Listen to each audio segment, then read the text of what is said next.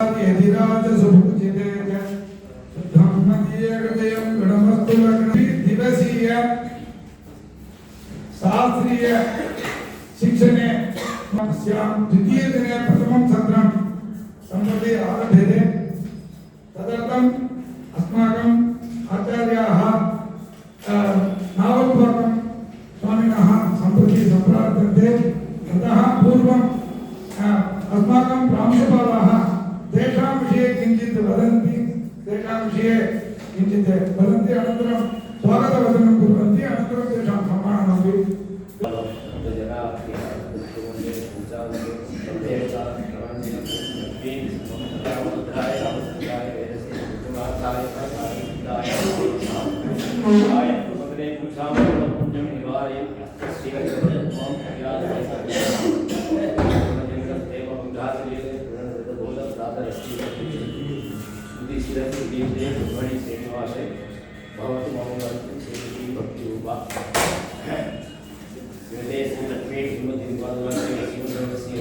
श्रीरंग सरोवर यत्र महासिदाय महा श्री श्रीमंतो श्री राम सरोवर यत्र महासिदाय महा श्री श्रीमंतो श्री वेदांत देश यत्र महासिदाय महा श्री लक्ष्मी बालका सेवा श्रीमंतो श्री नारायण यत्र महासिदाय महा श्री श्रीमंतो श्री रघुनाथ यत्र महासिदाय महा सभाई श्री अभोविलपणीय आदर्श संस्कृत महाविद्यालयः एवं मुद्रान्तकं भारतीय भाषा समिति नवदेहलीस्थ चिन्तनयोः संस्थानयोः संयुक्त तत्त्वावधान दिवसीया कार्यशाला अस्मिन् अद्य अध्यक्षम् अलङ्कृत्य श्री भगवत् रामानुजाचार्याणां विशिष्टाद्वैतशास्त्रे योगदानम् इत्यस्मिन् विषये सम्भाषणं कर्तुं तत्र आगताः सन्ति। मुनयः चतुशास्त्र पारंगतः न्याय वेदांत विद्वांसः भूतपूर्व अस्याः कलाशालायाः न्याय अध्यापकाः एवं केरळस्थ विश्वविद्यालय संस्कृत विभाग अध्यक्षाः इदानीं भगवत् रामानुजाचार्याणां दर्शनस्य कृते नानाप्रकारेण उपकारं कुर्वन्तः सन्ति। तदृशः पठनीयाः प्रातस्मरणीयाः अत्र अस्माकं प्रार्थनाम् आगत्य अस्मान् अनुगृहीतुं तत्र भगवत् रामानुजाचार्याणाम् इष्टाद्वैतदर्शने योगदानम् इत्यस्मिन् विषये सम्भाषणं कर्तुं तत्र आगताः सन्ति। तेषां सविधे प्रथमं मम प्रणामान् निवेद्य सर्वेषां पक्षतः सुस्वागतं स्वागतं वाचं व्याहरामि। धन्यवादः।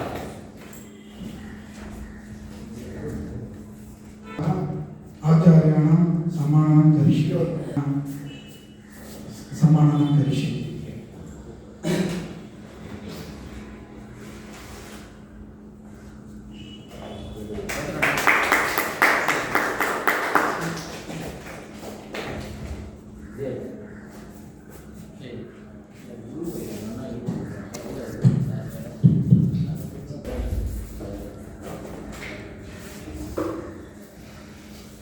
श्रीमान वेंकटनाथाय वेदांताचार्यवर्यो मे सन्निधत्तां सदा कृति प्रणामं लक्ष्मणं प्रतिगृह्णातु मामकं तथाधयति यत्सूक्तिः स्वाधीनप्रतिकां श्रुतिं दृष्टे पन्धुत्यभावात् अनुमितिविषये लाघवस्यानवायात् शास्त्रेणैवावसेये मतिविरहिते नास्तिकत्वप्रधानात् नाथोपज्ञं प्रवृत्तं बहुभिरुपचितं यामुनेयप्रबन्धैः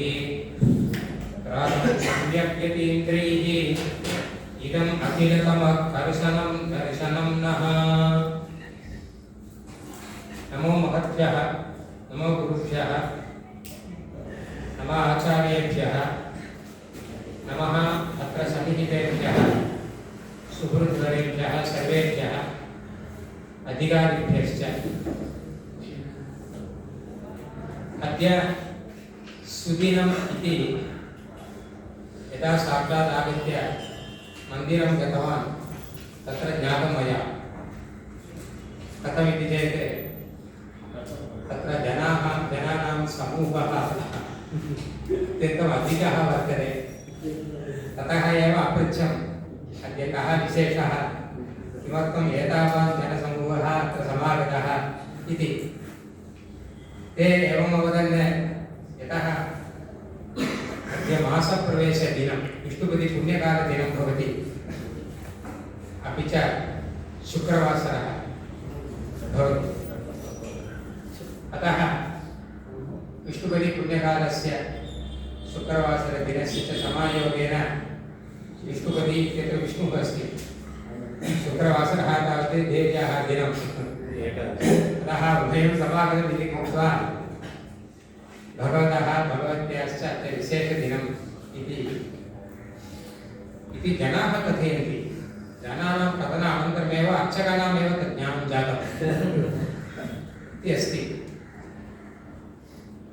मम तु तादृशं सौभाग्यमपि जातं, यतः तत्र गत्वा इदानीं भगवतः सेवा कृता इति। अनन्तरं च मधुरान्तकक्षेत्रं विशेषक्षेत्रं भवति। अत्र इयं कलाशाला सर्वदा न विस्मरणार्हा भवति। अतः बहु संवत्सरकालम् अत्र अहम् अध्यापकत्वेन ग्रन्थान् पाठितवान् आसम्। अतः स्वभूमिः अपि च पुण्यभूमिः।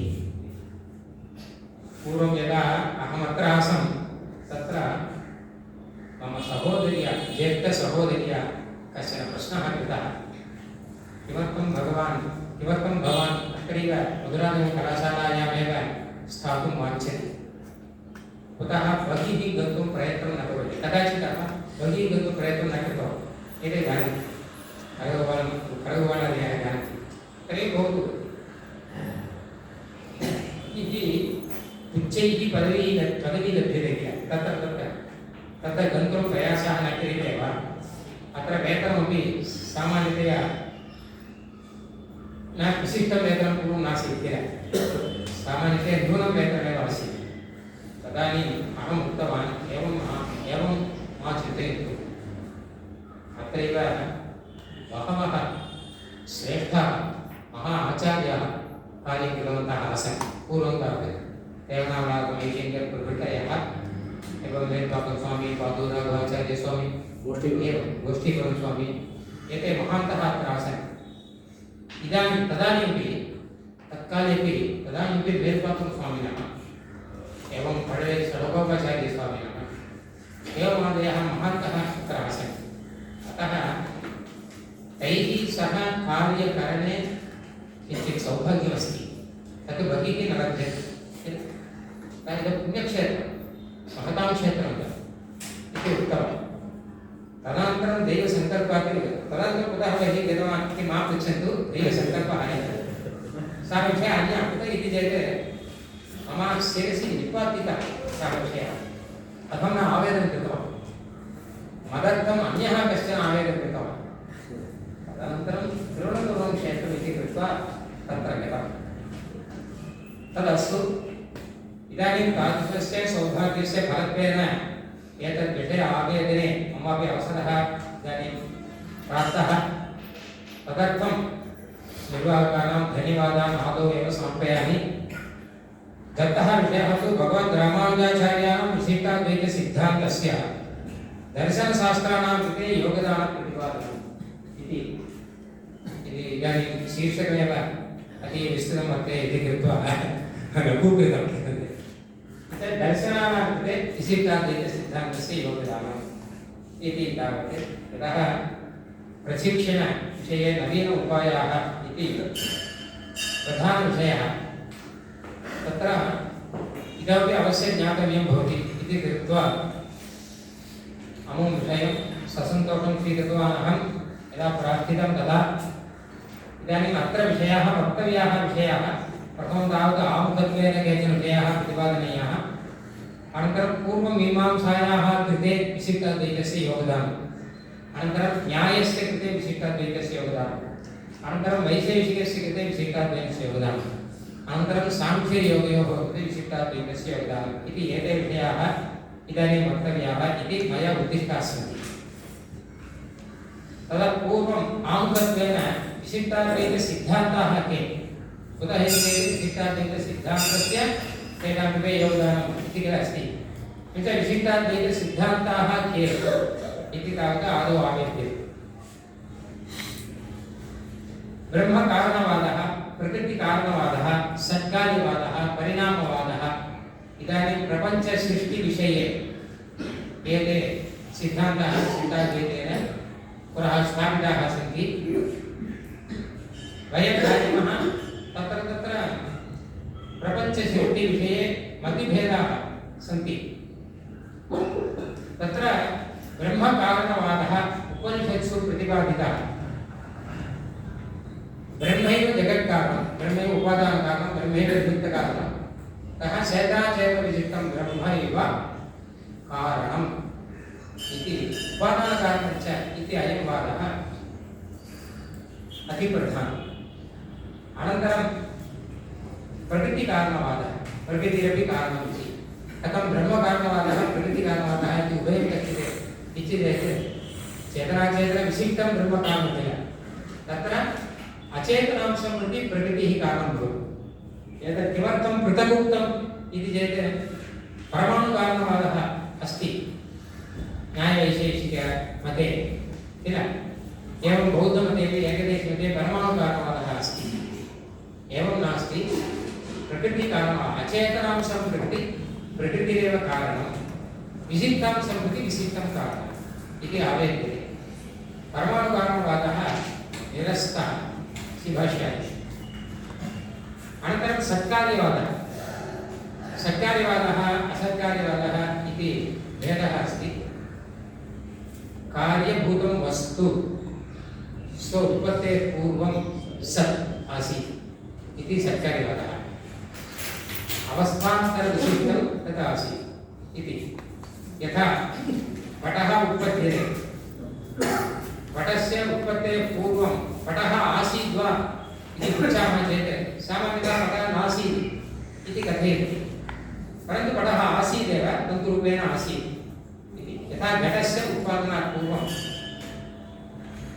घटः आसीत्, मृत्पिण्डरूपेण आसीत्। कोऽर्थः इति चेत् एकः एव पदार्थः मृत् इति मृत्पदार्थः पूर्वं पिण्डावस्थायाम् आसीत्, अनन्तरं घटत्वावस्थायां जायते इति।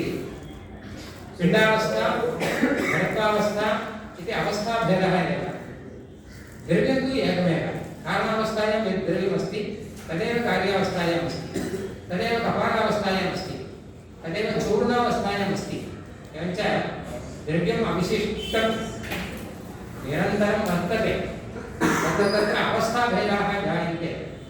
अवस्थाभेदा आदायैव उत्पत्तिः इति विनाशः इति च व्यवहारं कुर्मः। परन्तु द्रव्यस्य तावत् आधारभूतस्य द्रव्यस्य नित्यत्वमेव अस्ति, प्रकृतिरूपस्य द्रव्यस्य नित्यत्वमेव अस्ति इति कृत्वा सत्कार्यवादः अस्माभिः स्वीक्रियते। असत् पदार्थः कश्चन नूतनतया जायते इति नास्ति।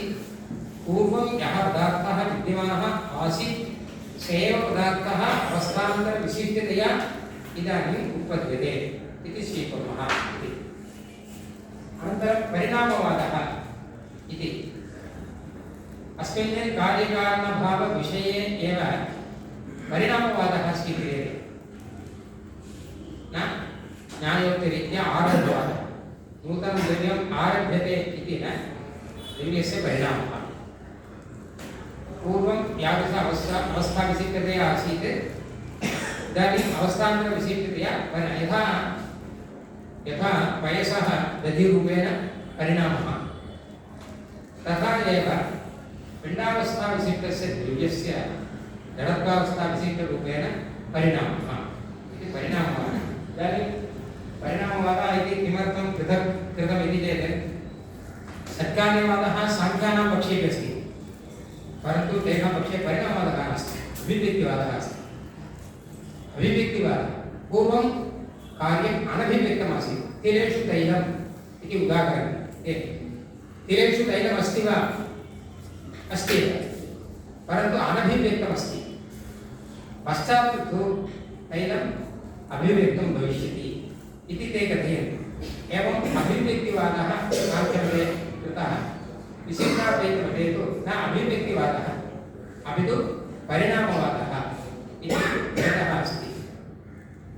विशिष्टाद्वैतसिद्धान्तेषु प्रधानतया ज्ञातव्याः केचन विषयाः, यतः दर्शनान्तरैः सह தோரணம் கற்பிக்கிறார். அதனால விசிஷ்டாத்வைதம் அப்படின்னு சொன்னா, விசிஷ்டாத்வைத சித்தாந்தம் அப்படின்னு சொன்னா அது ரொம்ப பிரதானமாக நாம் புரிஞ்சிக்க வேண்டியது பிரம்மன் தான் ஜெகத்காரணம் அப்படின்னு முதல் சித்தாந்தம். சேதனா சேதன விசிஷ்டம் பிரம்ம காரணம் அப்படின்னு முதல். அதோட ரெண்டாவது பரிணாமவாதம் அப்படிங்கிறது கட்டாயம் தெரிஞ்சுக்கணும். என்ன கேட்டா, புதியதாக ஒரு பொருள் உண்டாக்கப்படுவதில்லை எப்பவுமே, யாராலுமே, யாருமே கூட. இப்போ யாராவது ஒருத்தர் புதுசாக ஒரு வஸ்து பண்றாருன்னு வச்சுக்கோங்க, அவர் இல்லாத ஆகாசத்தையும் திடீர்னு உண்டாக்கிட்டாங்க, இருக்கிற வஸ்துவை மாற்றி கொடுப்பாரு, அவ்வளோதான்.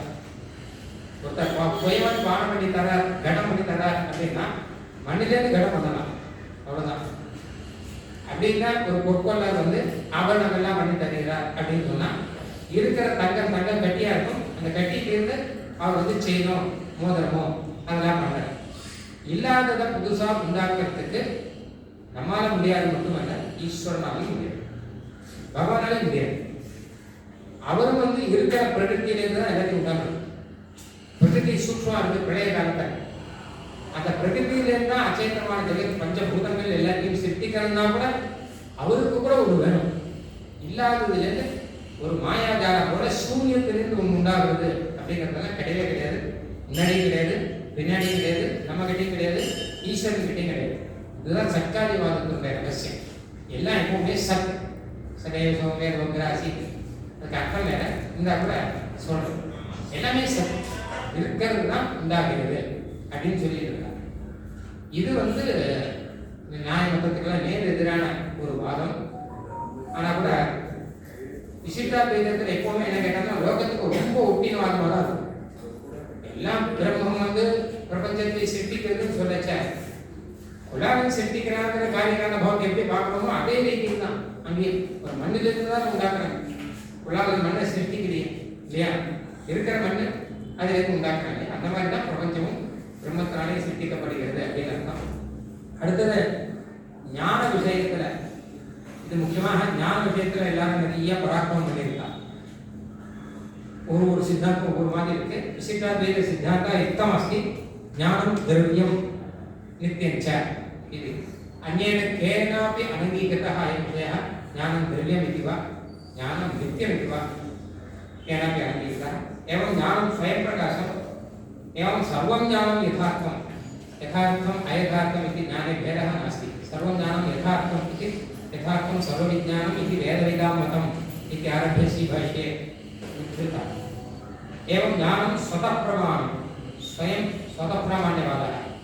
सर्वं ज्ञानं स्वतः प्रमाणं नाम प्रभा भवति. एवं प्रमाणानि त्रीणि प्रत्यक्षम् अनुमानं शब्दः इति प्रमाणत्रयं विशिष्टाद्वैते अङ्गीकृतः. तत्र उपमानम् इति संयोज्य चत्वारि प्रमाणानि न्यायमते एवं पंच प्रमाणानि षट् प्रमाणानि इति मीमांसमते इत्यादि भेदाः सन्ति किल. एवं विशिष्टाद्वैतमते तु अयं सिद्धान्तः त्रीण्येव प्रमाणानि इति. அப்போ ஞான விஷயத்தில் விசிஷ்டாத்வைதத்தில் வேற யாரும் சொல்லாத ஒரு விஷயம் சொல்லியிருக்கா, ஞானம் திரவியம் அப்படின்னு சொல்லிட்டு. இது சட்டுன்னு ஒத்துக்கிறது கஷ்டம், எல்லாருமே புரிஞ்சுக்கிறது கஷ்டம். ஞானம் அப்படின்னா நமக்கு வர ஞானம் தானே, இது திரவியமா இல்லையே, கையில் எடுத்து காமிக்க முடியுமா இதுதான் ஞானம் அப்படின்னு சொல்லி கையில் எடுத்து காமிக்கிற திரவியம் இல்லையே அப்படின்னா, திரவியம் எல்லாமே கையில் எடுத்து காமிக்கணும்னு அவசியம் இல்லை. கண்ணுக்கு தெரியாத திரவியங்கிறது கிடையாது. ஏன்னா வாயு திரவியம், அது கண்ணுக்கு தெரியாது. ஆகாசம் திரவியம், அது கண்ணுக்கு தெரியாது. அப்ப திரவியம்னா என்ன கேட்டாங்கன்னா, குணத்தோட இருக்கிறது திரவியம் அப்படின்னு வச்சுப்போம். ஒரு நல்ல உதாரணம் கொடுத்துருக்காங்க ஸ்ரீபாஷ்யக்காரர். முக்கியமான புராணத்தில் இருக்கிற உதாரணம், ஞானம் திரவியம்னா எப்படி இருக்கும் அப்படின்னு நமக்கு புரியணும். எப்படி இருக்கும் சுவாமி ஞானம் திரவியங்கிறங்களே, அது எப்படி இருக்கும்? அது வாயு போல இருக்குமா? இல்லை அது ஆகாசம் போல ஒரு ஸ்பேஸ் மொத்தம் இருந்தானா அது எப்படி இருக்கும் அப்படின்னா பிரபா போல இருக்குன்னு சொல்லி வெளிச்சம் போல இருக்கும். ஒரு உதாரணமாக சொல்லணும்னா அதை சொல்லலாம். கொஞ்சம் ஒரு அம்சத்தில் உதாரணமாக சொல்லலாம். அதை இப்போ இந்த காலுக்குள்ளே இந்த வெளிச்சம் இருக்கு இல்லையா, வெளிச்சம் இருக்கு, உள்ளுக்குள்ள வெளிச்சம் இருக்கு. இந்த வெளிச்சம் ஒரு திரவியம் தான், தெய்வ திரவியம். இதை நம்ம வந்து கையால் எடுக்க முடியுமா, கையால் தொட முடியுமா, கையால் எடுக்க முடியுமா? ஆனால் நமக்கு தெரியும் இல்லையா, இங்கே தேஜாகா அப்படின்னு ஒரு திவ்யமான பிரபா அப்படின்னு ஒரு திவ்யமான இங்கே இருக்கு. இது எல்லாருக்கும் நல்லா தெரியறது. கிட்டத்தட்ட அதே மாதிரி தான் ஞானங்கிறது இருக்கும். பிரபா அப்படிங்கிறது ஒரு ஒரு தேஜஸ்லையும் வரும் கிட்டத்தட்ட. அதாவது தீபம் இருக்கும், தீபத்தினுடைய பிரபா. இப்போ இங்க இருக்கிற பிரபா அப்படிங்கிறது சூரியனுடைய பிரபா, சூரியனுடைய பிரபா, சந்திரனுடைய பிரபா, தீபத்தினுடைய பிரபா அப்படின்னு இதை ஆசிரியர் அழகா சாதிப்பார். தேஜா தேஜோவத் திரவியம் அப்படின்னு ஒன்று தேஜஸ், பிரபா பிரபாவம். தேஜஸும் இன்னொரு ஒரு தேஜஸ், அந்த தேஜஸை சார்ந்த தேஜஸ் அப்படின்னு சொல்றார். அதே மாதிரி தான் ஆத்மா அப்படிங்கிறது ஒரு தேஜஸ். அதிலிருந்து அதனுடைய ஒரு குணமாக வச்சுக்கலாம். அதனுடைய ஒரு குணம்னா அப்பிரதானமான அதை சார்ந்து இருக்கக்கூடியது ஞானம் அப்படின்னு அதுவும் இருக்கு. அப்போ சூரியனும் ஒரு திரவியம், சூரியனுடைய வெளிச்சமும் திரவியம் தானே. அந்த மாதிரி ஜீவாத்மாவும் திரவியம், அவனுடைய ஞானமும் திரவியம் அப்படின்னு நம்ம வச்சுக்கலாம். அப்படின்னு இந்த உதாரணத்துக்கு சொல்ல அந்த ரீதியில இந்த ஞானம் அப்படிங்கிறது திரவியம் நித்தியங்கிறது முக்கியமானது. இது போல பல விஷயங்கள்லாம் இருக்கு. அதெல்லாம் பின்னாடி நம்ம வேலை வச்சு பார்க்கலாம். பிரமாணி பிரிடி அப்படின்னு ஒன்று கட்சியில் சொல்லியிருக்கேன். பிரத்யேகம் அனுமானம் சர்வதா அப்படின்னு பிரமாணங்கள்லாம் இதிலே சேர்த்துவிடலாம் அப்படின்னு சொல்லிட்டு ஒரு அபிப்பிராயம். அடுத்த விசிட்டாத்வைத சித்தாந்தம் பார்த்தோம்னா ஜீவாத்மாவை பற்றி வச்ச ஜீவாத்மா சரீர இந்திரியங்களை காட்டும் ஜீவாத்மா வேறங்கிற சித்தாந்தம் இது நிறைய பேர் ஒத்துருக்கா. ஜீவாத்மா நித்தியங்கிற சித்தாந்தம் நிறைய பேர் ஒத்துருக்கா. ஜீவா அணுகுங்கிற சித்தாந்தம் பல பேர் ஒத்துக்கல, ரொம்ப சின்னதா இருக்க ஒத்துக்கல. நியாயத்தில் ஜீவா விபுன்னு சொல்லியிருக்கா, அத்வைதத்திலே விபுன்னு சொல்லியிருக்கா, சாந்தாலும் விபுன்னு சொல்லியிருக்கா. ஆனா ஜீவா அணு ரொம்ப சின்னதாக உள்ளுக்குள்ள இருக்க.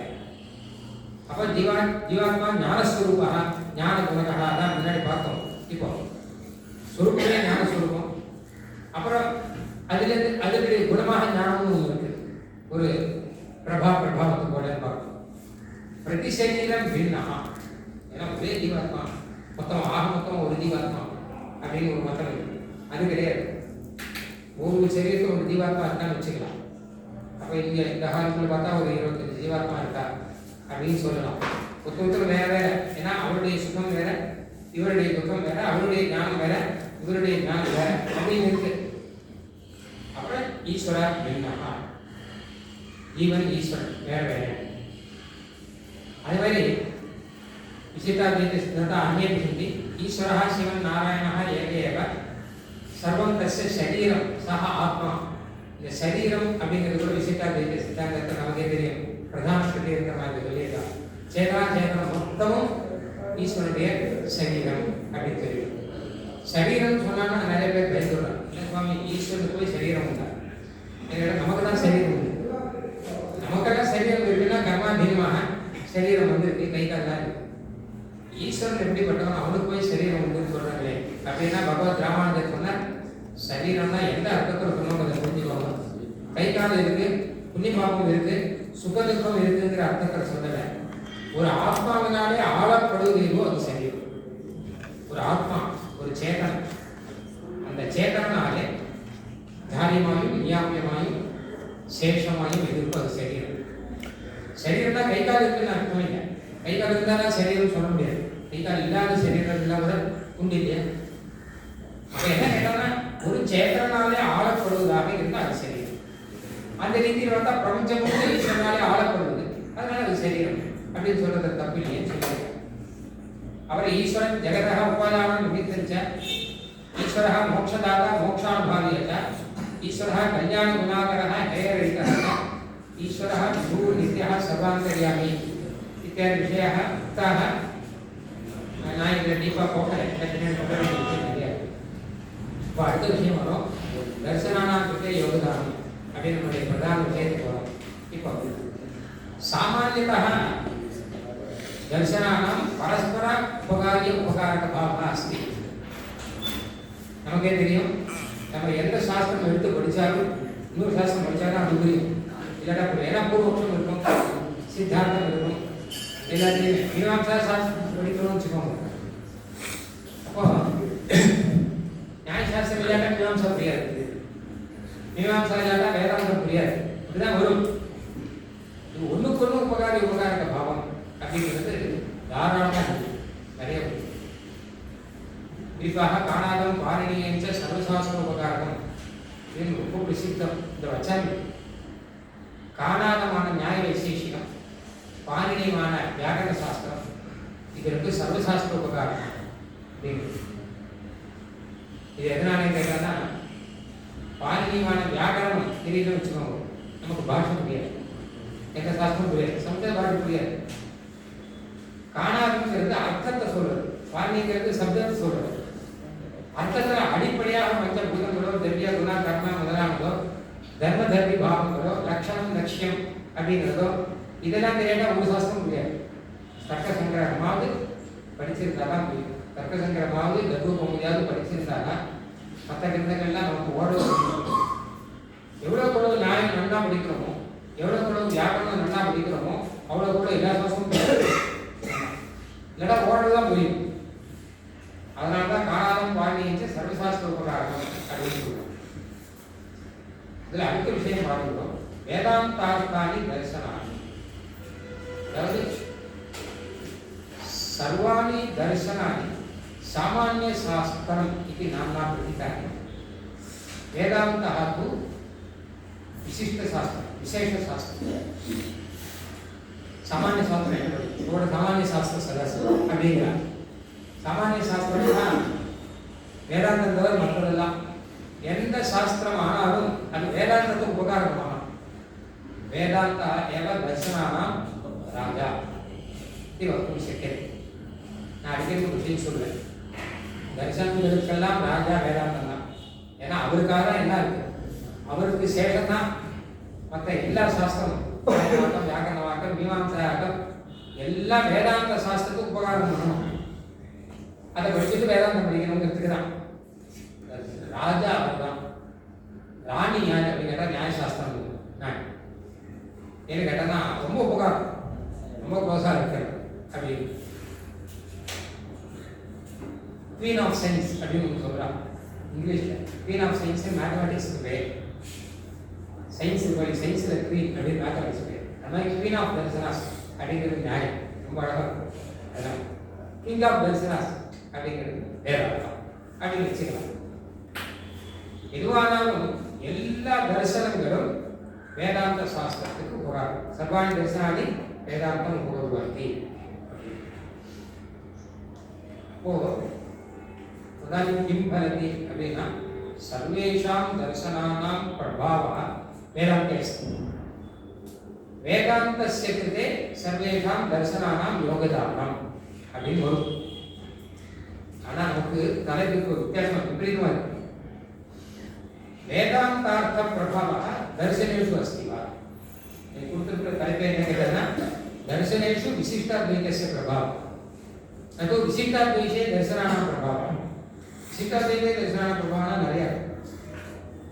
இது சொன்னாலே கொஞ்சம் யோசிச்சு வரேன், சரி இப்படிதான் சிந்திச்சு பார்க்கலாமே இருக்கான்னு பார்த்தா நிறைய இருக்கு.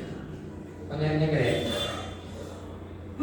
ஏன்னா நியாயசாஸ்திரம் சேவிச்சுட்டு நியாயசாஸ்திரம் படிச்சுட்டு சிவாஷியம் சேவிக்கணும், வியாக்கரணம் படிச்சுட்டு சிவாஷியம் சேவிக்கணும்.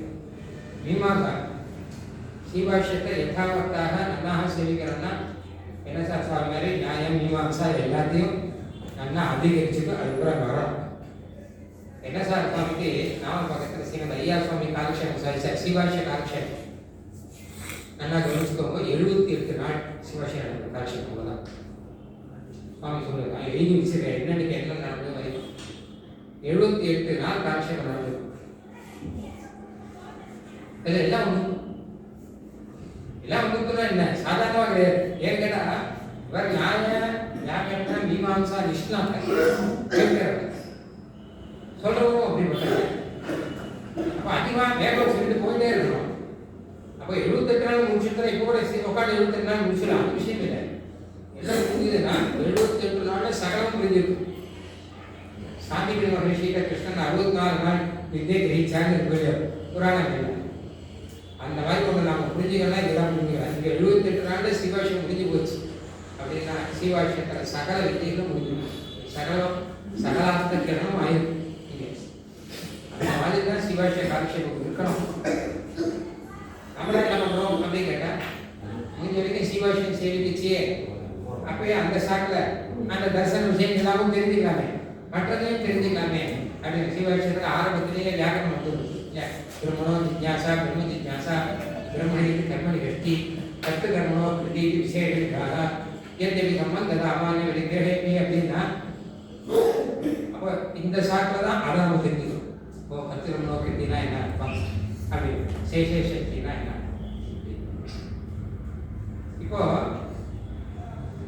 தர்சனாந்தரானாம் பிரபாவா விசிஷ்டாத்வைதே அப்படின்னா அது அத்தியதிகா நிறைய. அதாபி வேதாந்தார்த்த பிரபாவ தரிசனேஷு அஸ்தி. வேதாந்தத்தினுடைய பிரபாவம், வேதாந்தத்தினுடைய யோகதானம் அது தரிசனங்களில் இருக்கு அப்படிங்கிறது நாம் நிறையா பார்க்குறோம். அதுதான் இப்போ விஷயமாக ஆரம்பம். இதில் பூர்வ மீமாம்சாயா கிருத்தே விசிஷ்டாத்வைதஸ்ய யோகதானம் இது ஆரம்பியते.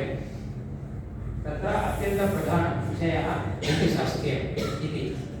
पूर्वमीमांसा उत्तरमीमांसा च मिलित्वा एकं शास्त्रं भवति. कविनाम उत्तमरूपं ரொம்ப பிரதானமான விஷயம். சங்கீதம் ஏதச்சாரீரகம் ஜெய்மினீயன் ஷோடசலக்ஷணேன இதி சாஸ்திரைகத்வ சித்திரிதி इसी भाष्ये उद्धृता. एवञ्च पूर्वमीमांसायाः प्रभावः उत्तरमीमांसायाम् अस्ति वा, उत्तरमीमांसायाः प्रभावः पूर्वमीमांसायाम् अस्ति वा. प्रभावः अस्तु, सर्वं मिलित्वा एकं दर्शनं. ஒரு தர்சனத்துக்குள்ளே பிரபாவம் கேட்க முடியுமா? ரெண்டு தர்சனம் இருந்தாலும் இதனுடைய பிரபாவம் அவருக்கு இருக்கா? அவர் இவருக்கு ஹெல்ப் பண்ணுறாரா, இவர் அவருக்கு ஹெல்ப் பண்ணுறாரா? ரெண்டு பேர்கிட்ட கேட்கலாம். ஒருத்தர்கிட்டே இவர் அவருக்கு ஹெல்ப் பண்ணுறாரா, அவர் அவருக்கு ஹெல்ப் பண்ணுறாரா அப்படின்னு சொல்ல முடியுமா? சொல்ல முடியாது. ஒருத்தருக்குள்ளேயே அந்நியர் ஒருத்தர் இருந்தால் தான் கேட்கலாம், இல்லாட்டா கேட்க முடியாது. அந்த மாதிரி சொல்கிறாங்க. ரெண்டு ஏக தரிசனம். ஏக தரிசனத்துக்கு சாட்சியெல்லாம் நிறையா சொல்லியிருக்கேன். இப்போ இது விருத்திகாரர் சொல்லியிருக்கார், கோதாரி விருத்திகள் சொல்லியிருக்கார் அப்படின்னு விருத்திகாரிருக்கார்.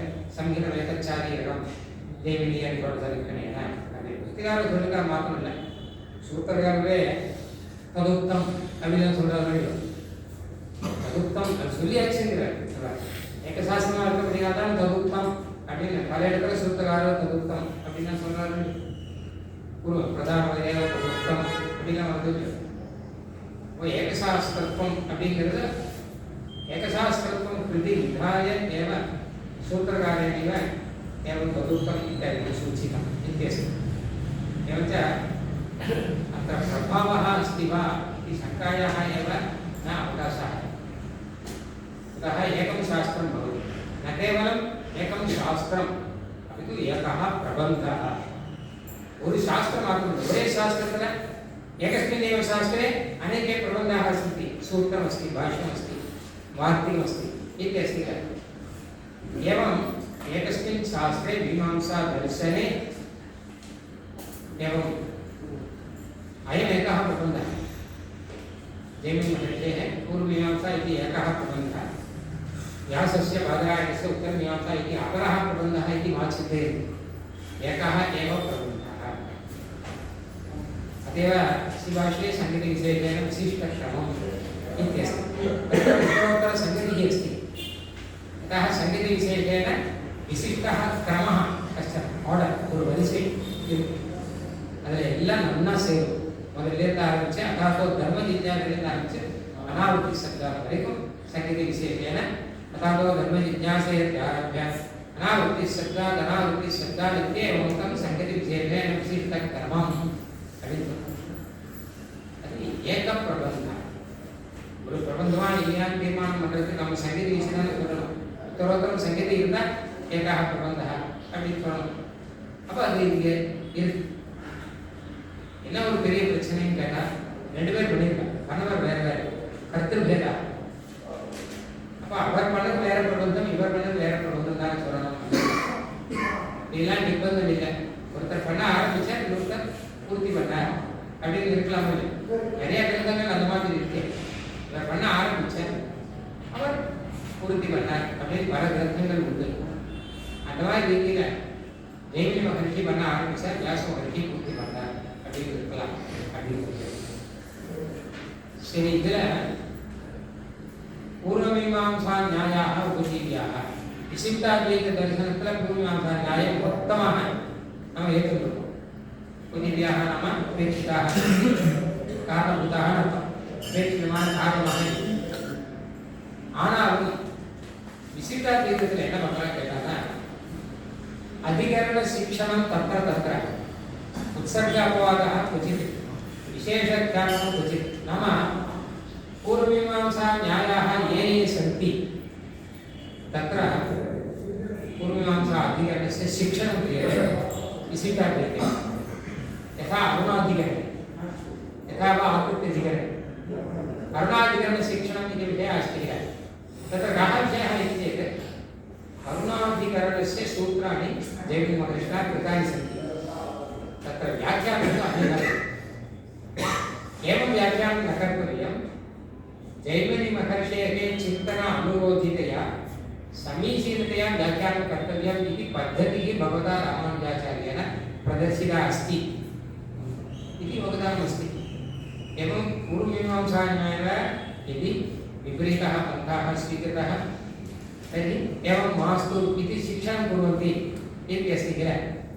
अरुणाधिकरणे पूर्वमीमांसायां अरुणया पिङ्गाक्ष्या क्रीणाति इति वेदवाक्यमस्ति.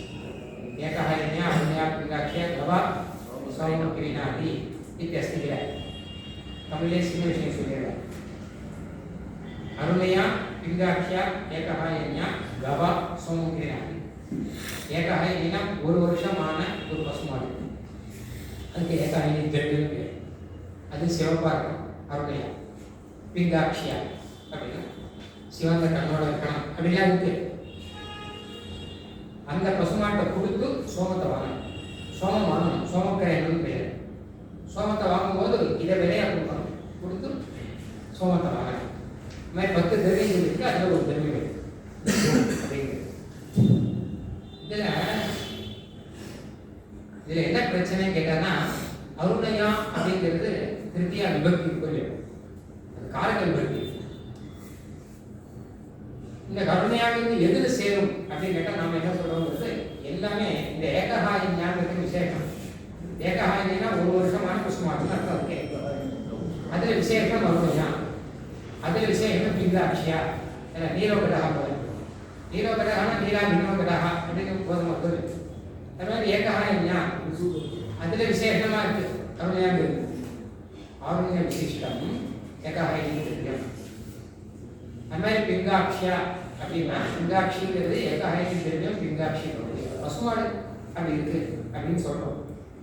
இப்படிதான் வந்து நியாயசாஸ்திரத்தில் இப்படிதான் சொல்லியிருக்காங்க, நாமளும் இப்படிதான் சொல்றோம். ஆனா இது பெரிய பிரச்சனை. என்ன பிரச்சனை கேட்டா, இந்த அருணையாங்கிறது காரக விபக்தி. காரக விபக்திக்கெல்லாம் கிரியாத்மம் சொல்லணும், திவ்யாத்மம் சொல்லணும்.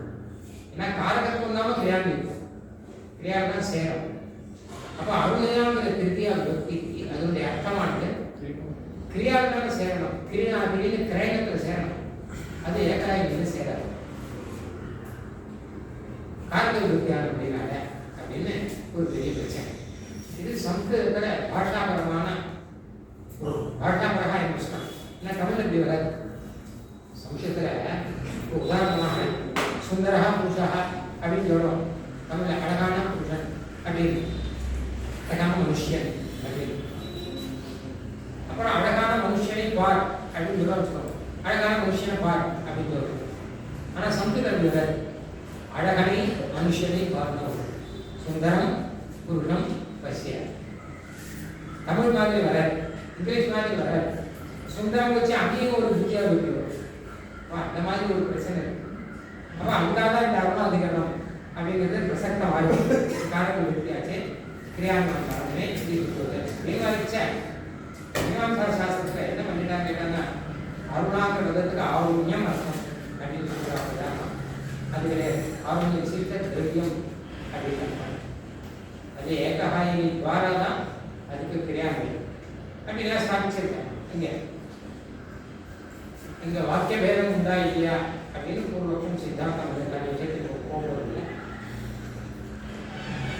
இப்போ என்ன கேட்டேன்னா, நியாயசாஸ்திர ரீதியில் சொல்றதா இருந்தா அருணையாங்கிற கிருத்தியாதி விபக்திக்கு அர்த்தம் கிடையாது. அந்த அது காரக விபக்தி இல்லை, அதுக்கு அர்த்தம் கிடையாது. அது சாதுத்வ அர்த்தம் பிரயோகம். விபக்தி இல்லாமல் பிரயோகம் பண்ணக்கூடாது. நிர்விபக்திக்கு பத பிரயோகம் பண்ணக்கூடாது. ஆனால் ஏதாவது விபக்தி சொல்லணும்னா அந்த கிருத்தியா வித்தியா சொல்லணும். ஏன்னா ஏகாக இஞ்ஞான கிருத்தியா இருக்கு. அதனால விசேஷ விபக்திக்கெல்லாம் விசேஷ அனுபவமாக தான் இருக்கணும். எலிங்கம் ஏகவசனம் அப்படிங்கிற விசேஷ என்ன இருக்கோ அதுக்கு அனுபவமாக சொல்லணும். அப்படிங்கிறதுனால பிரயோக சாதுத்வார்த்தம் கிருத்தியா சொல்லிருக்காங்க தவிர இது கிரியான்மையான கிருத்தியா கிடையாது அப்படின்னு சொல்லி சரி பார்க்கலாம். அதே மாதிரி உற்சர்காபவாதாக போச்சு. இப்போ என்னாச்சு கேட்டாங்கன்னா ஜெய்மினியினுடைய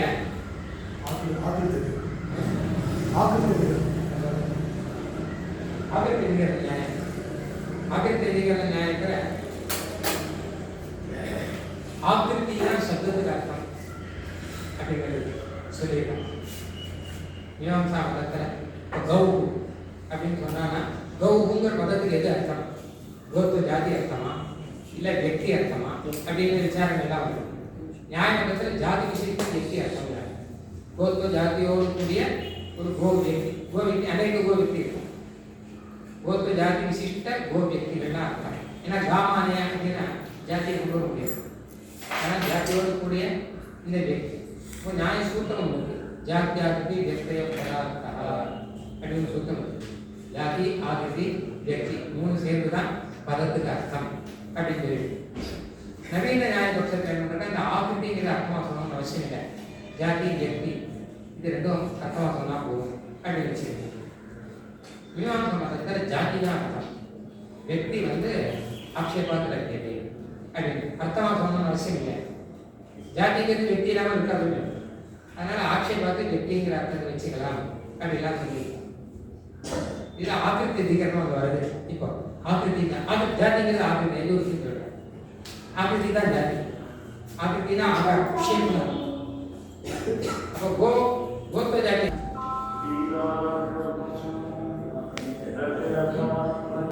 கோகுனுடைய ஆக்கிருத்தில கோகுனுடைய சர்க உச்ச இந்த மாதிரி இந்த அவயவ சமயோகம் இருக்கு. அதுதான் ஆக்கிருதியை வைக்கும். இதை வச்சுட்டு தான் ஜாதியை நமக்கு பிடிக்கும். கோத்வ ஜாதி ஏன்னா இந்த மாதிரி அவயவம் இருக்கிறதா கோத்வ ஜாதி. வேற அவயவம் இருந்தால் அஸ்வத்த ஜாதி, வேற அவயவம் இருந்தால் வெதத்த ஜாதி அப்படின்னு. அதனால ஆக்கிருதியை வச்சுட்டு ஜாதியை நாம் புரிஞ்சுக்க முடியும். ஆக்கிருதி கிரகணா ஜாதி அப்படின்னு சொல்றாங்க. அப்போ அந்த ரீதியில பார்த்தா நம்ம சித்தாந்தத்தில் என்ன சொல்றோம்? ஆக்கிருதி தான் ஜாதி, வேற ஜாதி தனியாக ஒன்று கிடையாது அப்படின்னு. அப்போ அந்த ஆக்கிருதி அதிகரணத்துல ஆக்கிருதி தான் ஜாதி, அந்த ஆக்கிருதி தான் பதத்துக்கு அர்த்தம் அப்படின்னு சொல்லும்போது வெறும் ஆக்கிருதி அர்த்தம் இல்லை, ஆக்கிருதியோடு கூடிய ஒரு திரவியம் அர்த்தம் அப்படின்னு சொல்றோம். ஆக்கிருதிங்கிறது ஷேப்னு சொல்றாங்க. அதோடு கூட ஒரு திரவியம் ஒன்று இருக்கு. அதுதான் அர்த்தம். அதாவது ஷேப்ல என்னன்னு கேட்டால் சரியா புரிஞ்சுக்கலாம். ரொம்ப அசூப்பமாக அவயவங்கள் இல்லை, அவயவங்களுடைய சம்பவம் அவயவ அமைப்புன்னு சொல்லுவாங்க. தமிழில் அப்படியே சிவாஜித்தில் எழுதிச்சேன் யோசிச்சு பார்த்து அவயவ அமைப்புன்னு எழுதியிருக்காங்க. அவயவ அமைப்புங்கிறது தான் ஆகிடுச்சு. அது தெரியவும் இல்லை, அது சம்பவம். அதோட கூட ஒரு தெரியவும் ஒன்று இருக்கு, அது போத் தெரியவும். சரி, அது இது ரெண்டு சேர்த்தது தான் பதத்துக்கு அர்த்தம் அப்படின்னு சொல்லியிருக்கா. அதுதான் இந்த ஆக்கிருதி இருக்கிற நிர்தாரணம் பண்ணியிருக்கோம். அப்புறம் உற்சர்காபவாத சமன்வயாதிகாரத்தில் உற்சர்காபவாத நியாயம் அது அதாவது உற்சர்கபாதம்னா என்ன கேட்டாங்கன்னா மீமாம்சையில் சொன்ன விஷயத்தில் அதில் குறிப்பிட்டு ஒரு விசேஷம் சொல்கிறாங்க இங்கே சமன்வயாதிகாரத்தில். அதாவது மீமாம்சையில் என்ன சொல்றாங்க கேட்டாங்கன்னா சர்வாணி வாக்கியானி கிரியாபதானி அப்படின்னு. ஒரு கிரியாபரமாக இருந்தால் தான் வாக்கியம் பிரமாணமாகும். கிரியா தாற்பயமாக அதை செய் அப்படின்னு இருக்கணும். இல்லாமல் ஏன்னா வெறும் சொன்னான்னு வச்சுக்கோங்களேன், அவனுக்கு அர்த்தபோதமானது வராது, வாக்கியத்தினுடைய தாற்பயம் வராது.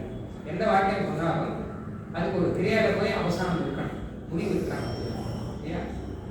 இது பிராபகர்களுடைய ஒரு மதம். அதனால கிரியா தாற்பயம் ஆனாயசிய கிரியார்த்தம் சூத்திரமே இருக்கு. அது இதில் சமன்வயாதிகாரத்தில் என்ன சொல்றாரு கேட்டான்னா, கிரியாபரமா இல்லாட்டா கூட பரம புருஷார்த்த பிரதிபாதன பரமா இருந்தா அந்த வாக்கியத்துக்கு சுவார்த்திய தாத்பரியம் சொல்ல முடியும் அப்படின்னு சொல்லியிருக்கோம். இல்லாட்டா என்ன ஆகும்னா, லோகத்திலே நாம பார்த்தோம்னா, இப்போ அந்த இடத்துல சொல்ற கீழே போனீங்கன்னா கீழே வந்து புஸ்தகம் இருக்கு அப்படின்னு சொன்னா வச்சுக்கோங்க. இல்லை அதனால என்ன கேட்பாங்க, என்ன புஸ்தகம் இருக்குன்னா என்ன, நீ போய் எடுத்துக்கோன்னு அர்த்தமா, நீ போய் படின்னு அர்த்தமா, ஏதோ ஒரு அர்த்தம் பண்ண முடியும். இல்லாத புஸ்தகம் இருக்குன்னா ஸோ வாட் என்ன போகிறாங்க அப்படின்னு. ஆனால் அந்த வாக்கியத்துக்கு ஒரு கிரியாத பரிசமாப்தி இருக்கணும். புத்தகம் இருக்குன்னு சொன்னால் போய் படின்னு அர்த்தம் சொல்லணும், இல்லை போய் எடுத்துக்கோ அப்படின்னு அர்த்தம் சொல்லணும். இது இல்லாத வரைக்கும் அந்த வாக்கியத்துக்கு தாற்பயம் பூர்ணமாக ஆகாதுன்னு சொல்லியிருக்காங்க. அதான் இங்கே வாக்கியத்தில் என்ன சொல்றாரு கேட்டாங்கன்னா, அதே வாக்கியமே ஒரு புருஷார்த்தத்தை சொல்றதா இருக்குன்னு வச்சுக்கோங்க. ஒரு புஸ்தகம் இருக்குன்னு சொல்றாங்க, கீழே போனால் லட்டு இருக்குன்னு சொன்னா போதும், உடனே ஒரு ஏன்னா புருஷா அத்தனை நிதிராஸ்தின்னு சொல்றாங்க. அந்த மாதிரி பரம புருஷார்த்தமான பிரம்மத்தை, பரம ஆனந்த சுரூபமா இருக்கிற பிரம்மத்தை பிரதிபாதம் பண்ற வாக்கியங்கள்லாம் அத்தனை நிதிராஸ்திங்கிற வாக்கியத்தை அதுல கிரியா நிலையம் இல்லாட்டா கூட அதுக்கு சுவார்த்திய தாற்பயம் சொல்ல முடியும்னு சொல்ற சமன்வயா இருக்காங்க. ஏன்னா ஆமாயச கிரியா தத்துவங்கிறதுக்கு மேல் விஷயம் இந்த மாதிரி இன்னும் சில விஷயங்கள்லாம் இருக்கு, அப்புறம் பார்க்கலாம். அப்புறம் பூர்வ மீமாம்சாவும் நம்ம வேதாந்தத்திலையும் ஒத்துட்டு போற சில விஷயங்கள் இருக்கு. எவச்ச வேதாந்தேன பூர்வ மீமாம்சா விஷயாக பூஷிதாக சந்தி, அந்த மாதிரி விஷயங்கள்லாம். உதாரணம் நானானாம் சொத பிராமணியம் அப்படிங்கிறது புத்தகத்தை அவா சொல்ல இவன் ஒத்துட்டுக்கா மாற்ற முடியாது. இவன் மேலே யுக்திகள்லாம் சொல்றான், எல்லாம் சொல்றதுக்கு குரோகோ ஸ்வயம்பிரகாஷ் ஞான ஸ்வயம்பிரகாசத்வாதா சர்வஜான யாத்தாத்வாதா ஆக்கியாதில அக்கியாத்வாதா சித்தே விற்பத்தி சமர்த்தனம், இதெல்லாம் நிறையா விஷயங்கள் சொல்றதுக்கு ஒரு உதாரணமாக சித்தே விற்பத்தி குமார பட்டர் சொல்லியிருக்காரு. அதாவது என்ன கேட்டாங்கன்னா, ஒரு சித்தபரமான வாக்கியம், கிரியாபரமான வாக்கியம் இல்லாமல் சித்தபரமான வாக்கியம் சொன்னா வச்சுக்கணும், அதுல பதத்தினுடைய அர்த்தங்களை புரிஞ்சிக்க முடியுமா? முதல்ல பார்க்கறோம் குழந்தைகளுக்கெல்லாம் என்ன சொல்ற குரு மதத்துல குழந்தைகளுக்கெல்லாம் ஒரு பதத்துடைய அர்த்தம் புரியறதுனால கஷ்டம், நமக்கே தெரியும் இல்லையா? நம்ம ஒரு பதத்துடைய அர்த்தம் புரியல டிக்ஷனரி வந்து டிக்ஷனரி பார்ப்போம், பார்க்காது. வேற ஒருத்தத்தை கேட்போம், கொஞ்சம் இப்படி கேட்டு தெரிஞ்சுக்குவான், தெரியாது. இல்லை நம்ம ஒருத்தத்தை கேட்டோம்னா அப்போ இதுக்கு என்ன அர்த்தம், ககனம்னா என்ன, ககனம்னா ஆகாசம் அப்படின்னு சொன்னா புரியும். குழந்தைகிட்ட போய் ககனம்னா ஆகாசம் தான் புரியும், ககனமும் தெரியாது ஆகாசமும் தெரியாது. அப்பதானே பதமே கற்றுக்க ஆரம்பிக்கும். அப்போ பிரதம விற்பத்தி அப்படிங்கிறது குழந்தைகளுக்கு எப்படி வரும் கேட்டா, இந்த பிரவருத்தியில தான் வரும். காமானையா ஒருத்தர் சொல்றான், போய் கவானயனம் பண்றான், அதை பார்த்தப்பதான் அந்த குழந்தைகள் காமானையா அப்படின்னா கவானயனம் பண்ணணும் அப்படிங்கிற அர்த்தம். உங்களுக்கு குழந்தைகளுக்கு அப்படிதான் தெரியும். ஏவச்சா காரியார்த்தத்தை தான் பிரதம விற்பத்தி வரும், சித்தார்த்தத்துல பிரதம விற்பத்தி ஆனது வராது அப்படின்னு ஒரு சித்தாந்தம் வச்சிருக்காங்க. அதை பாட்ட மதத்தில் குமாரில பட்ட அதை மறுத்திருக்காங்க, நியாயசாஸ்திரத்தை மறுத்திருக்காங்க. சித்தார்த்தத்திலையும் விற்பத்தி வரும் அப்படின்னு சொல்லியிருக்காங்க. அவர் உதாரணம் எல்லாம் சொல்லியிருக்காரு. புத்திரஸ்தே ஜாதா அப்படின்னு ஒருத்தன் சொல்றான், அதாவது புத்திரஸ்தே குழந்தை இல்லாட்டா கூட சம்தம் தெரியாத ஒருத்தன் வச்சுக்கோங்க, சம்தமே தெரியாது அவங்க பாட்டுக்கான். அப்போ வந்து இன்னொருத்தர் கிட்ட வந்து புத்திரஸ்தே ஜாதா அப்படின்னு சொல்றாரு. ஏன்னா அதை கேட்ட உடனே அவருக்கு புத்தகத்தை பிரகாசம் இருக்கு, இன்னும் அவருக்கு சந்தோஷம் இருக்கு தெரியும். அதை வச்சுட்டு இந்த புத்தகத்தை ஜாத்தாங்கிறது புத்தக ஜென்மா அர்த்தம் அப்படின்னு ஒரு புரிஞ்சுக்க. அதாவது அந்த கான்டெக்ட்ல எல்லாம் சேர்ந்து வரும். அதாவது அவர் வந்து அவருடைய மனைவி வந்து ஆசன்னா பிரசவா, அவர் லேபருக்கு போயிருக்கா அப்படிங்கிறது அவருக்கு தெரியும். அவர் அந்த நியூஸுக்காக அவர் காத்துருக்காரு, இதெல்லாம் எனக்கு தெரியும். மற்றவங்க பாஷை தெரியாது, சப்த பாஷை தெரியாது மட்டும்தான், மற்றபடி அந்த பிரகடனம் எல்லாம் இவருக்கு தெரியும். அந்த சமயத்தில் ஒருத்தர் வந்து புத்திரஸ்தே ஜாதா அப்படின்னு உடனே அவருக்கு முகத்தில் பிரகாசம், இந்த பிரகாசத்தை பார்த்தோம்னா புத்திரஸ்தே ஜாதாங்கிறது புத்த ஜென்மார்த்தம் அப்படின்னு நம்ம புரிஞ்சிக்க முடியும் இல்லையா? அதனால இந்த இருக்கிற கிரியா ஒன்றும் இல்லையே, எல்லாரும் புரிஞ்சுக்கலாம். இந்த மாதிரி உதாரணம் இருக்குது. இப்போ இதில் சொல்ல வந்த விஷயம் என்ன கேட்டாங்கன்னா, சிவாஷியத்தில் இன்னும் நிறைய உதாரணங்கள் கொடுத்துருக்கு, நல்ல நல்ல உதாரணங்கள்லாம் கொடுத்துருக்காங்க. அதில் நல்ல உதாரணம், ஏன்னா அவளுக்கு ஒரு போஷணமாக கொடுத்துருக்காரு அப்படிங்கிறதுக்காக சொல்கிறாங்க. ஏன்னா இதுலேயும் நிறைய சந்தேகங்கள்லாம் வருது. புத்திரஸ்தே ஜாதா அப்படின்னு சொன்னா புத்த தேவனா தான் அர்த்தம் எப்படி நிர்ணயம் பண்ணலாம்? அவனுக்கு சந்தோஷத்துக்கு காரணம் வேற எத்தனையோ இருக்கலாமே அப்படின்னா அப்படி இல்லை. இந்த பிரகரணத்துல அப்படி இருக்கு. ஆனா பிரகரணத்துல அப்படி இருந்தா கூட ஒரு சுலக்கணத்துல குழந்தை பிறந்தது அப்படின்னு கூட அர்த்தம் வச்சுக்கலாம் அப்படின்னு கேள்வியெல்லாம் கேட்டு சிவபிராசியெல்லாம் நிறைய பதிலாம் சொல்லிருக்கேன். அந்த போஷணம் பண்ணான்னு இருக்கிறார் சொல்ல வந்தேன். சிவாஷிக்கர் அழகா ஒரு விஷயம் சொல்ற, அப்பா பெரியவா சொல்லி கொடுக்குறதோ டிக்ஷனரி பார்க்கறதோ குழந்தை பார்த்து தெரிஞ்சுக்கிறதோ எல்லாம் இருக்கலாம். அதுக்கெல்லாம் முன்னாடி ஒரு விஷயம் நடக்குது. அந்த குழந்தைக்கு அம்மா அப்பா சொல்லி கொடுக்குறாங்க ஒரு விஷயத்தை, அந்த சப்தத்தை சொல்லி கொடுக்குறாங்க. அவ எப்படி சொல்லி கொடுக்குறா அப்படின்னா, பசுமாடு அப்படின்னா இதுதான் பசுமாடு அப்படிலாம் சொன்னா குழந்தைக்கு புரியாது. அவன் என்ன பண்றா, அங்குலியா நிர்தேசம், அங்குலி நிர்தேச பூர்வம் பசுமாட்டை காமிச்சு அங்குலி நிர்தேசம் பண்ணி அப்படின்னு குழந்தைக்கு அப்போ ஒன்றும் புரியாது. 2வது நாள் சொல்றா, 3வது நாள் சொல்றா. அப்போ அந்த குழந்தை புரிஞ்சுக்கிறது இந்த சப்தமானது அந்த அர்த்தத்துக்கு மாற்றலாம். அதுக்கப்புறம் 4வது நாள் என்ன ஆகுது, இவ அம்மா வந்து கௌ அப்படின்னு சொன்னா உடனே குழந்தை பார்க்கும் பசுமாட்டுக்கு வந்து அப்படின்னு சொல்லலாம். இந்த உதாரணத்தை எடுத்து பாஷ்யக்காரர் பார்க்கும் ஒரு பிரவൃத்தியும் இல்லாமல் ஒரே ஒரு சப்தத்தை மாத்திரம் வச்சிருந்து அந்த சப்தார்த்தத்தை போதனம் பண்ணி இருக்கிறத சக்சஸ்ஃபுல்லாக பண்றாங்க அம்மா அப்பா தான். அதனால அந்த ரீதியில நம்ம புரிஞ்சுக்கலாம் அப்படின்னு சொல்றாங்க. ஆக இந்த மாதிரி இடத்துலாம் சித்தாந்தத்திலே நிற்பதி போகணும் வானம் அதெல்லாம் எதுவுமே. அப்புறம் வேதாந்த சிக்ஷிக்காக பூர்வீமாசா சித்தாந்தா, பூர்வீமாசையில சில சித்தாந்தங்கள் பின்னாடி இருக்க கல்பிச்சா அதெல்லாம் வேதாந்தத்தில் சிக்ஷா பண்ணிருக்கா. உதாரணம் அபூர்வ கல்பனா நிராசா, அபூர்வம் இது अतिरिक्तस्य कल्पना न आवश्यकी। अभी तो भगवतः प्रीतिः एव अपूर्वस्थाने अस्ति। निरासः देवताभिमांसायां कृतः अर्वाचीने तस्य खण्डनं क्रियते। इदानीम् अर्थवादानां स्वार्थे तात्पर्यसम्भवः इत्यादि वेगमार्गे न्यायಕ್ಕೆ ಹೋಗಲ್ಲ. न्यायस्य कृते वेदान्त उपयोगः. ಇದರ ಮೊದಲ ஒரு விஷயம், முக்கியமான ஒரு விஷயம் என்ன தெரிஞ்சுக்கணும் அப்படின்னு கேட்டாங்கன்னா, நியாய சாஸ்திரம் வேதாந்த சாஸ்திரம் ரொம்ப ஒன்றா இருக்குதான் முதல்ல. அதுக்கப்புறம் தான் அது 2ஆ பிரிச்சா அப்படின்னு ஒரு விஷயத்தை வந்து ஹிஸ்ட்ரி ஆஃப் இந்தியன் லாஜிக் ஒரு புக் இருக்கு. எஸ்சி வித்யாபூஷன் ஒருத்தர் எழுதினார். ரொம்ப பிரசித்தமான புஸ்தகம். நியாய சாஸ்திரத்துடைய சரித்திரத்தை பற்றி ரொம்ப அழகாக இங்கிலீஷில் இருக்க புஸ்தகம் ஹிஸ்ட்ரி ஆஃப் இந்தியன் லாஜிக் கிடைக்கும், நெட்டில் கூட கிடைக்கும். அதில் ஆரம்பத்தில் ஒரு விஷயம் ஸ்பஷ்டமாக சொல்லியிருக்கார், நியாயசாஸ்திரம் வேதாந்த சாஸ்திரம் 2 சாஸ்திரம் கிடையாது, ஒரே சாஸ்திரம் தான் இருந்திருக்காங்க. பூர்வீமாசாவோட ஏக சாஸ்திரம் சொல்றாங்க, நியாயத்தோட ஒரு ஏக இருக்குது முன்னாடி. இது முதல்ல இதை பிரிச்சது கௌதமர். கௌதமர் நியாயசாஸ்திரம் பண்ணி ஏன் பிரிச்சாங்க, இதெல்லாம் விசேஷமாக படிக்கணும்னு இருக்கிறார். வேற ஒன்றும் தப்பான அர்த்தத்தில் பிரிக்கல. நியாயத்தை விசேஷமாக படிச்சுக்கணும்னா அப்போ நியாயசாஸ்திரம் வேணும் அப்படின்னு அதை பைஃபர்கேஷன் ஆஃப் நியாயா அப்படி வேதாந்தான ஆரம்பிச்சு ஒரு விஷயம் அவன் சொல்றார். எஸ்சி வித்யாபூஷன் இது ஸ்பஷ்டமா நியாய பாஷ்யத்தில் நல்லா தெரியுது. நியாய பாஷ்யத்தில் என்ன பண்ணிருக்கான்னு கேட்டானா, பிரமாண பிரமேய சம்சய பிரயோஜன திருஷ்டாந்த சித்தாந்த அப்படின்னு ஆரம்பிச்சு 16 பதார்த்தங்கள் சூத்திரத்தை சொல்றாங்க. அதுல பாஷ்யத்துல சம்சயாதீனாம் பிரதக் வச்சனம் அனர்த்தகம் ஒரு கேள்வி கேட்கிறேன். சம்சய பிரயோஜனம் தனியா எதுக்கு சொல்லணும்? பிரமாண பிரமேயம் சொல்லிச்சே என்ன அது சேர்ந்து பிரமேயத்தில் சேராத வஸ்துவே கிடையாது, பிரமாணத்தில் சேராத ஞானம் தான் எதுவும் கிடையாது. பிரமாண பிரமேயம் சொல்றத சர்வம் அதில் அந்தர்கதம் தீர்ந்து போச்சு. அப்போ சம்சய பிரயோஜன திருஷ்டாந்த சித்தாந்த இதெல்லாம் தனியாக சொல்லவே வேண்டாம்.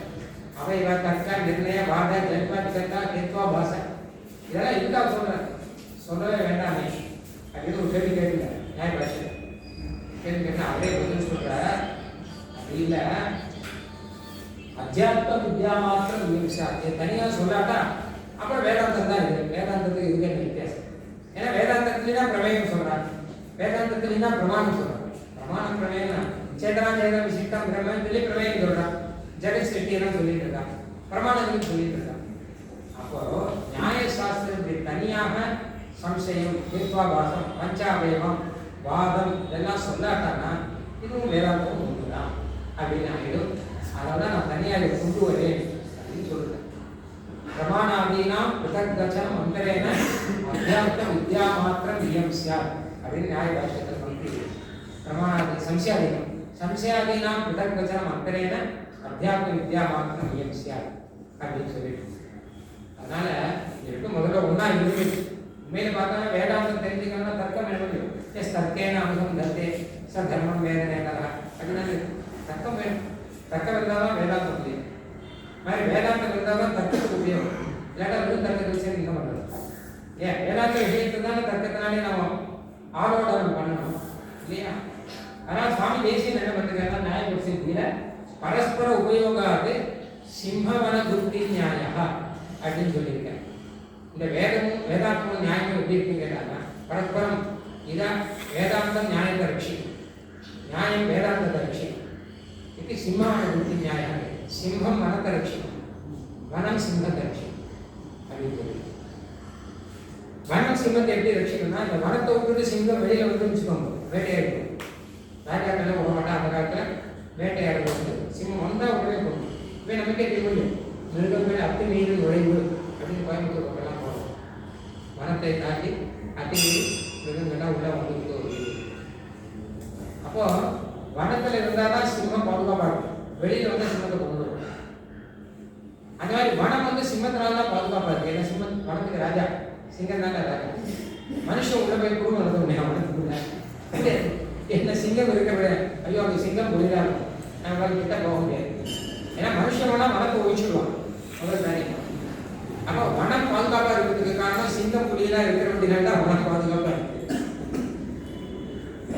அப்போ சிங்கம் புலி பாதுகாப்பாக இருக்கிறதுக்கு காரணம் வனம். இப்போ சிம்மவன புத்தி நியாயம் பேர் இருக்கு. சிம்மஹா வனம் ரட்சதி வனம் ரட்சதி அப்படின்னு அந்த மாதிரி தான் நியாயமும் வேதாந்தமும் நியாய சாஸ்திரம் வேதாந்தத்தை ரட்ச பண்ணும், வேதாந்த சாஸ்திரம் நியாயத்தை ரட்ச பண்ணும். என்ன அர்த்தம் கேட்டால் வேதாந்தத்தில் சொல்லுறதை வச்சுதான் நியாயசாஸ்திரம் வரணும். இல்லாமல் மாறி வந்தது வச்சுக்கோங்க, அது தப்பு. ஏன்னா வேதாந்தத்தை ரட்சிக்கணும் அப்படின்னு சொல்லிருக்காரு. அதுதான் நியாய பாஷைக்கு விஷயம் சொல்ல பாருங்க. எப்புனா நியாய ஆகவ விருத்தா நியாயா பாசஸ்தா நியாய பாஷத்தை நியாய பாஷத்தை ஏன் எடுக்கணும்னு கேட்டால் பிராச்சீனத்தோடு தான் இருந்தது. இப்போதான் நியாயசாஸ்திரத்தோட லடாய் சண்டை வருதே தவிர வேதாந்தத்துக்கு விருத்தமாக நியாயம் இருந்ததுன்னா அது நியாயமே இல்லைங்க. எப்புனா நியாய ஆகம விருத்தா நியாயாபாசஸ்தா அது நியாயமே இல்லைன்னு சொல்லுது நியாய பாஷை. அப்போ வேதாந்தமும் நியாயத்தை சேர்ந்து இருக்கணும். வேதாந்த அர்த்தத்தை தான் நியாயத்தினால் சாதிக்கிறார். ஆனால் நியாயமந்திரி ஜெயந்தபட்டர் சொல்லியிருக்க நியாய விஸ்தரா அப்படின்னு சொல்ற நியாய விஸ்தரம் வித்தியாசம் சொல்லிருக்காங்க இல்லையா? இந்திராணி வேதா சத்வாரா மீனவாசா நியாய விஸ்தரா புராணம் தர்மசாஸ்திரஞ்ச வித்யாபேதா சதுர்தச அப்படின்னு சொல்லிட்டு அந்த நியாய விஸ்தரங்கிறது வித்தியாசமாக இருக்குது. அது வேதத்துக்கு உபயோகமாக இருந்தாலும் அது வித்தியாசமாகவே ஆகும், கேட்டால் வித்தியாசமாக அப்படின்னு. அதனால் வேதாந்தத்துக்கு உபயோகியாக நியாயம் இருக்கு, நியாயத்துக்கு உபயோகியாக வேதாந்தம் இருக்கு. அதனால் என்ன ஆச்சுன்னு கேட்டாங்கன்னா அந்த ரீதியில் பார்த்தாங்கன்னா இந்த நியாய சாஸ்திரமும் வேதாந்த சாஸ்திரமும் ஒத்து போகிறது அப்படின்னு பார்த்தோன்னா விசிஷ்டாத்வைதத்துக்கு தான் ஒத்து போகும், அத்வைதத்துக்கு ஒத்து போகாது. அதனால தான் பரஸ்பரம் இதுக்கு பிரபாவம். அதுக்கு இத்தனை சாட்சி. முதல் சாட்சி பார்க்கலாம், பிரபஞ்ச சத்தியா நியாயசாஸ்திரத்தை ஒத்துருக்கா, விசிஷ்டாத்வைதத்தை ஒத்துருக்கா. பிரபஞ்சம் மொத்தமும் அசத்தியம் மித்யாபூதம் அப்படின்னு சொல்ற அத்வைதத்துக்கு இருக்காரு. பிரபஞ்சம் மித்யாங்கிற வாதத்தை எல்லாம் உதயாச்சாரியர் கண்டிச்சிருக்காரு. சர்வம் மித்யா பவிஷ்யதி இது அப்படிலாம் பேட்டர் இருக்காரு. சர்வம் மித்யா பவிஷ்யத்தின்னு சொன்னா நீ சொன்ன வாக்கியம் மித்யா பவிஷ்யத்தின்னு ஆயிடுது. அப்ப நீ எதை ஸ்தாபிக்க முடியும் இல்லையா? பிரபஞ்ச சத்தியா அது மாதிரி பிரபஞ்சம் க்ஷணிகம் சொல்றான் போது வந்தக்க அது கிடையாது, ஸ்திரம் அப்படின்னு சொல்லிருக்கா. நாம விசிட்டாக அது மாதிரி திரவியா திரவியோ சுரூப பேதா, திரவியம் அத்திரவியம் அப்படின்னு இருக்கு.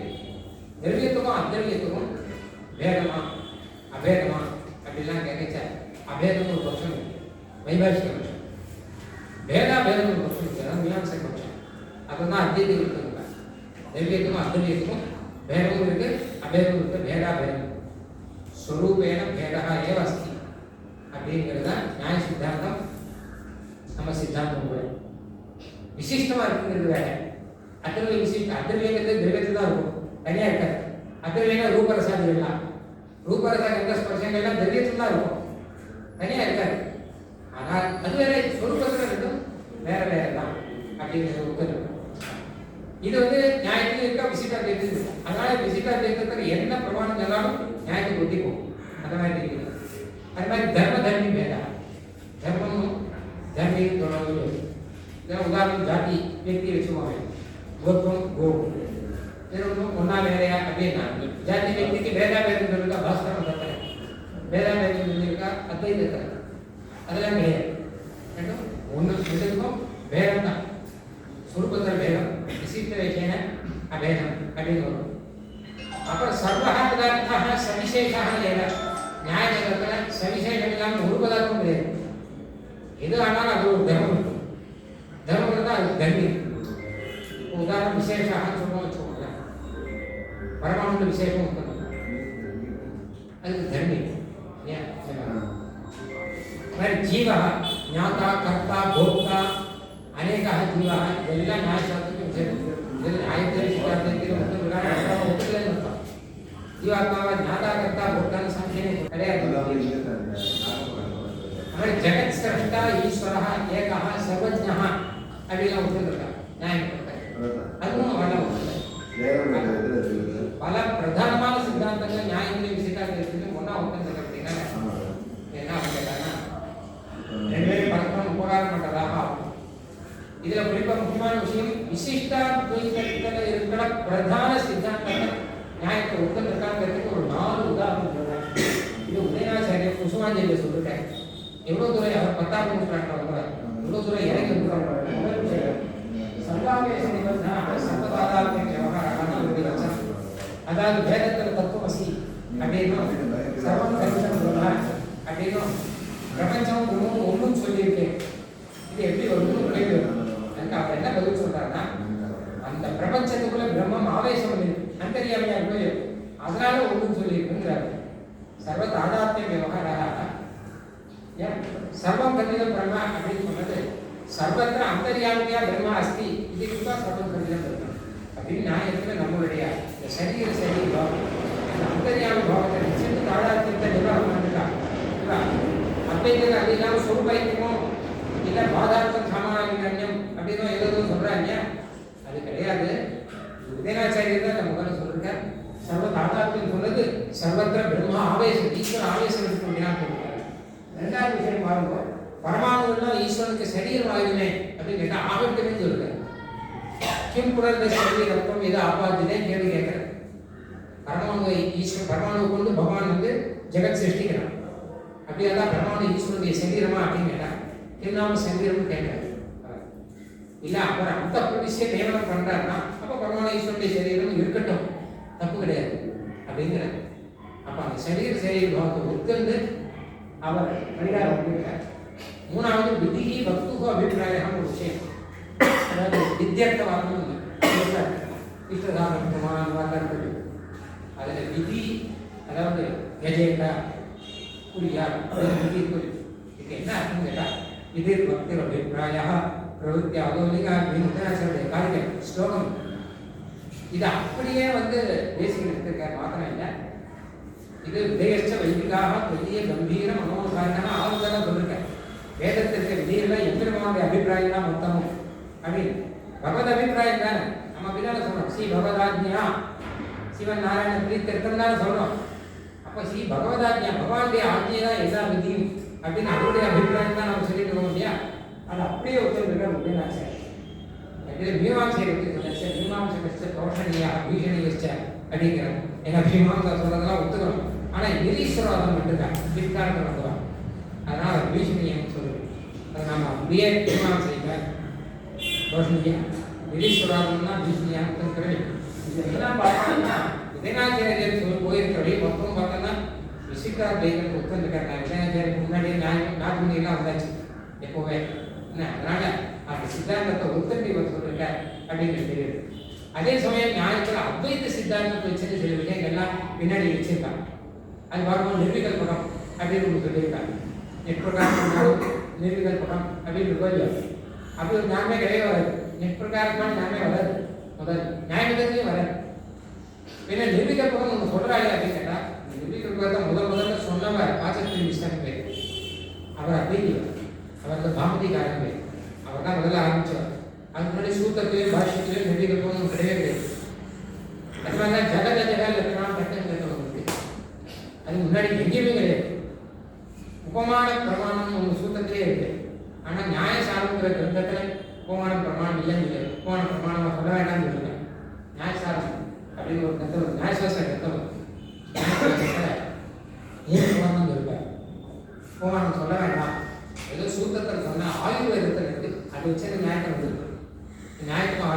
லிங்கில் கான்டாக்ட் பண்ணும் எப்போவுமே. நான் ஆயுர்வேத பிராமணியத்துக்கு ஒரு சூத்திரத்துக்கு ஆயுர்வேதத்தில் உபமான பிரமாணம் சொல்லியிருக்க அவளுக்கு அது வேணும். அதுதான் சொல்லியிருக்கேன். அது வச்சு நியாயத்தில் வந்து இல்லாட்டா சொல்ல வேண்டாம். அந்த மாதிரி மோட்சே சுகம் கிடையாதுன்னு சொல்லியிருக்காங்க. அதுவும் சூத்திரத்தில் கிடையாது. மோட்சத்தில் துக்கம் கிடையாதுன்னு சூத்திரத்தில் இருக்கு. அது அத்தியந்த விமோக்ஷா அபவர்த்தமான நியாய சூத்திரம். மோட்சம்னாலே என்ன ஒரு இடத்துல வெளியில் வரணும். அதுதான் மோட்சம் மோட்சம் அப்படிங்கிறது. துக்கத்திலிருந்து வெளியே வரது தான் மோட்சம். அதுதான் அந்த அர்த்தத்தை அவர் சொல்லிருக்காரு தவிர சுகம் கிடையாதுன்னு சொல்லலை அப்படின்னு. அப்போ இந்த மாதிரிலாம் பார்த்தோம்னா அத்வைத்தத்துடைய பிரபாவத்தினால சில விஷயங்களே நியாயத்தில் இருக்கு. அது எல்லாமே பாஸ்டாட்கள் முன்னாடி வந்ததுதான். சூத்திரத்திலேயோ பாஷ்யத்திலேயோ நம்ம பார்க்க முடியாது.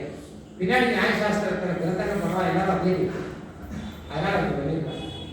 அப்போ விசிட்டாத்வைத்தில் யாருமே பண்ணலையான்னு கேட்டால் அதான் பண்ணுவாங்க. நாகந்திகள் நியாய தத்துவமும் தேசிக நியாய பரிசுத்தியும் பண்ணியிருக்காங்க. தேசிய அண்ணா கௌதம நியாய சூத்திரத்தை கூட்டல் கைத்தல் வகை கூட்டல் வகை 2 கட்டுரையை அபிஷ்காரம் ஸ்வீகாரம் அண்ணா நியாய சூத்திரத்தை வியாக்கியானம் பண்ணலாம் அப்படின்னு சொல்லி பண்ணியிருக்காங்க. நம்ம நியாய சூத்திரத்தை வியாக்கியானம் பண்ணிருக்காரு. ஆமாம், நியாய சூத்திர பாஷம் ஒன்றும் பப்ளிஷ் ஆகும். வைசேஷிக புத்தகத்துக்கு வியாக்கியானம் கிடைச்சிருக்கோம். அது பப்ளிஷ் ஆகிடும். இதே வைசேஷிக பாஷா வைசேஷிகத்தை நிராசம் பண்ணிட்டார். சூத்திரத்துக்கு மகத்திகாசன வைசேஷிகனா பரமாணு காரணமாகங்கள்லாம் கிடையாது நிராசம் பண்ணிட்டார். பின்னாடி விசிட்டாத்வைத்தத்தை என்ன பண்ணுறாங்க? வைசேஷிகத்தில் விசேஷங்கிற பதார்த்தமே இருக்கு. விசேஷங்கிற பதார்த்தம் இருக்கிறதே தான் வைசேஷிகம் வேறு. அந்த பதார்த்தமே தேவையில்லைன்னு சொல்லுது. நம்ம கிரந்தங்கள் பிரதமம் குருத்துவம் முதலான குணங்கள்லாம் தேவையில்லை இதெல்லாம் சொல்லிருக்காங்க. இது எதுக்காக எழுதுன்னா வைசேஷிகத்திலேயே அதிநவீன வைசேஷிகம் ஒன்று இருக்கு. 17ஆவது நூற்றாண்டுல ரகுநாத சிவமுனி அப்படின்னு ஒருத்தர் அவர் வந்து பதார்த்த தத்துவத்தால ஏதோ ஒரு தத்துவம் கொடுத்துருக்காரு. அதில் என்ன பண்ணிருக்காரு? விசிட்டாத்வைதத்தில் என்னென்ன சொல்றாரோ மொத்தத்தை அப்படி எடுத்துருக்காரு. அவர் எதுக்கு இந்த விசேஷம் பதார்த்தங்கள்லாம் தேவையில்லை அப்படின்னு அது மாத்திரம் பிதத்துவம் குருத்துவம் இந்த குணங்கள்லாம் தேவையே இல்லை. திக் அப்படின்னு ஒரு தேவையில்லை. காலத்துக்கு ஒன்று சொன்னா என்ன தப்பும் இல்லை. அதாவது இப்போ ஒரு 300 வருஷம் முன்னாடி அந்த கிரந்தம் அதிநவீன வைசேஷம் அது முத்தாவளியில் தான் இருக்கு. முத்தாவளியாக தினக்கரிலாம் அவெல்லாம் எழுதிக்கலாம். விசேஷங்கிற பதார்த்தமே தேவையில்லை அப்படின்னு வைசேஷத்தில் அடி வேலையே பரமாவே தேவையில்லை இருக்கா. பரமாவே தேவையில்லை அப்படின்னு. ஆக இந்த மாதிரிலாம் பார்த்தோம்னா அப்போ ரொம்ப நெருக்கமாக பார்த்தோம்னா சீட்டாத்வைத்தம் தான் நெருக்கமாக வரும். அது நடுவில் இருக்க புரிஞ்சுக்கலை. பிற்காலத்தில் வந்தாலும் நிறைய பேர் அப்படின்னு ரொம்ப அதி கிரகமான விஷயம் நிறைய சொல்ல வேண்டியது தான் போடலாம். அத்தனை விஷயம் இதில் மீமாம்சா விசிட்டாத்வைத்தம் நியாய விசிட்டாத்வைத்தம் என்ன போடலாம் சொல்லியிருக்கா. எல்லாம் நம்ம எல்லாம் நிறையா செய்ய போகிறோம். நம்மளால இங்கே தான் இல்லையா? அதனால் இந்த ஒரு வாய்ப்பு